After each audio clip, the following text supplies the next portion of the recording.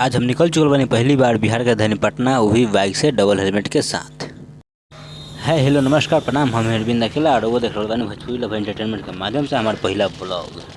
अभी समय होता सुबह के 6 और हमने के पहुँच चुकल बानी से जेपी सेतु के पास। यहाँ से होता जेपी सेतु के शुरुआत। फाइनली हमने के जेपी सेतु पार करके सीधा एम्स खातिर रवाना हो रहा बानी सा। और ई रहल पाटलिपुत्र जंक्शन के आसपास के कुछ व्यू। ही रहल एम्स अस्पताल, जहाँ की हजारों की संख्या में भीड़ बा और यही भीड़ में हमार भैया एंट्री कर गल बाड़े अपन इलाज खातिर। 10 बजे से 3 बजे तक लाइन में लगला के बाद भैया के हो गल बा इलाज। अब हमने के निकला तानी से बाहर दवा लेवे खातिर।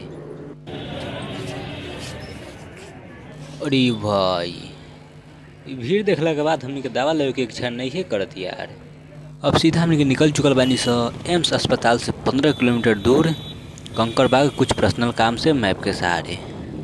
हमनी के काम भइल पूरा और अब हमनी के लौट रहल बानी सा गांधी मैदान होते हुए सीधा अपन घर छपरा की ओर।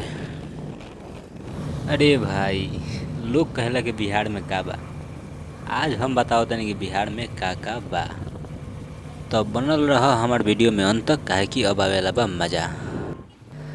तो सुना लोग बिहार में का बा।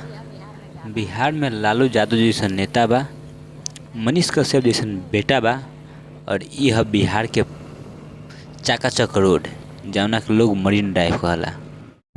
बस कुछ ही देर में ही मरीन ड्राइव पर सारा दुकान चालू होखेला बा, काहे कि यहाँ लोग रात के बहुत ज़्यादा संख्या में घूमे आवेलन। तो बस यह ब्लॉग में इतने ही, काहे कि हमने के अभी 60 किलोमीटर के सफ़र करे के बा और समय भी नहीं है। अगर ये ब्लॉग के ज़्यादा प्यार दुलार मिली तो आगे के ब्लॉग और धाकर लेके आम, वो भी भोजपुरी में। तो मिलते हैं फिर एक नेक्स्ट वीडियो में, तब तक के लिए बाय, लव यू।